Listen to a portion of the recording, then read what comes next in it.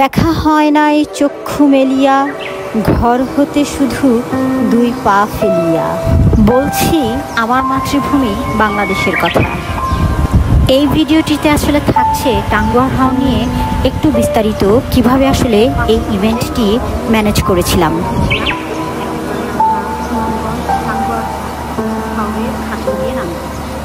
পরিবারের সবাই একদিন আগেই সিলেট গিয়ে পৌঁছেছিলাম এবং সেখানে একটি ট্যুরিস্ট কটেজে উঠেছিলাম। পথে যেতে যেতেই দেখুন না কি মনোমুগ্ধকর চা বাগানের সৌন্দর্য। ভোর ঠিক 5টায় আমরা আমাদের কটেজটি ছেড়ে সুনামগঞ্জ টাঙ্গুয়ার হাওরের উদ্দেশ্যে রওনা দিয়েছিলাম। এই তো চলে আসলাম সাহেব আলী ঘাটে।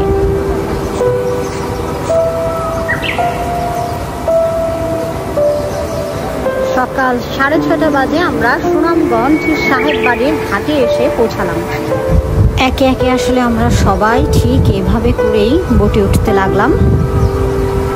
যেহেতু আমরা পুরো পরিবার নিয়ে গিয়েছিলাম, তাই আসলে আমরা একটি ফ্যামিলি রুম প্লাস একটি কাপল রুম বুকড করেছিলাম। যেহেতু এটি একটি বোট, সুতরাং সেই তুলনামূলকভাবে আমার কাছে এটিকে প্রথম অবস্থায় পরিষ্কার পরিচ্ছন্ন এবং গোছানো মনে হয়েছে।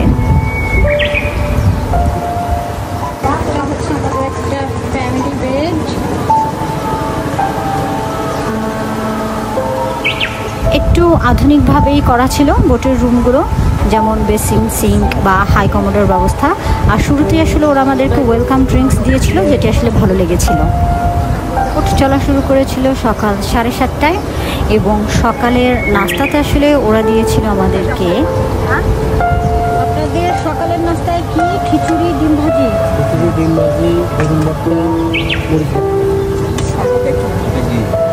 ঘি,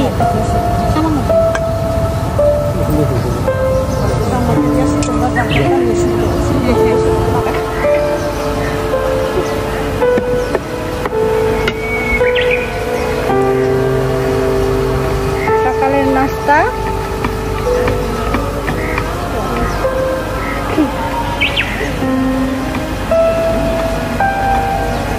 তারপর আসলে রুমে গিয়েছিলাম একটু রেস্ট করবার জন্য, কিন্তু চারিদিকের এত সুন্দর অথই পানি আর জানালা খুলতেই মনোরম পরিবেশ, যেটি দেখে একদম মুগ্ধ হয়ে গেলাম।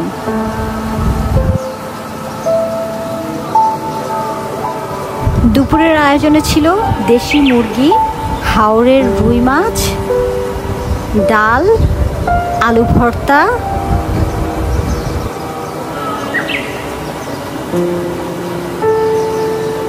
এবং সালাদ।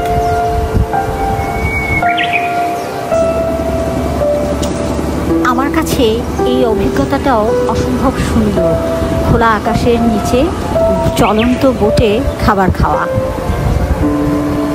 চারিদিকে সবুজে ঘেরা পাহাড় আর পানি।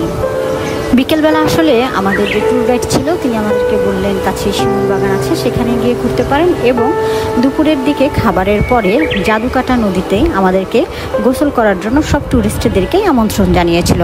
অসম্ভব সুন্দর মনোরম প্রাকৃতিক পরিবেশ, যেটি আসলে ভাষায় বলে প্রকাশ করবার মতো না।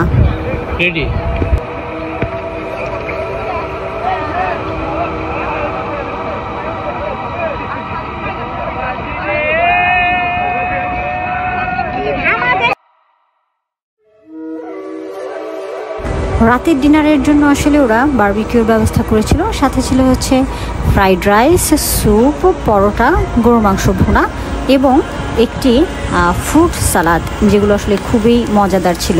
সত্যি বলতে হাওরের খাবার আমার কাছে খুব টেস্ট লেগেছে, যদিও রাতের ডিনারের সবগুলো ভিডিও আমার কাছে নেই।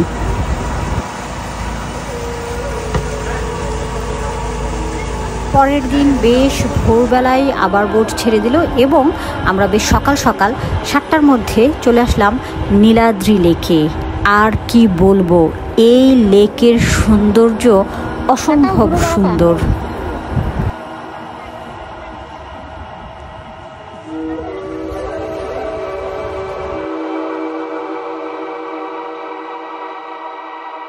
লেকের এই সৌন্দর্য উপভোগ করবার জন্য আমরা একটি ছোট্ট চোঙা নৌকায় উঠেছিলাম এবং এই চোঙা নৌকাটি খুব বেশি দূর আমাদেরকে নিয়ে যেতে পারেনি, কারণ পাথরের ওপারের যে বর্ডারটা দেখছেন সেটি আসলে ইন্ডিয়ার বর্ডার, তাই আসলে আমরা ওখানে নামতেও পারিনি। এখন দেখাবো এই ট্যুরের সব থেকে এক্সাইটিং পার্ট। এই জায়গাটিকে আসলে বলা হয় ওয়াচ টাওয়ার।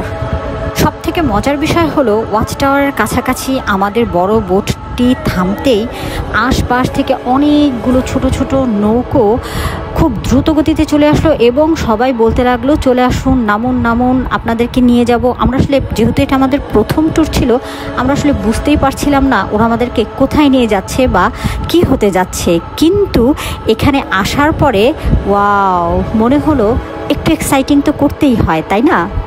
ভ্রমণ হোক সুন্দর, ভ্রমণ হোক আনন্দের। আজ শেষ করছি এখানেই। অ আবিয়ান্ত।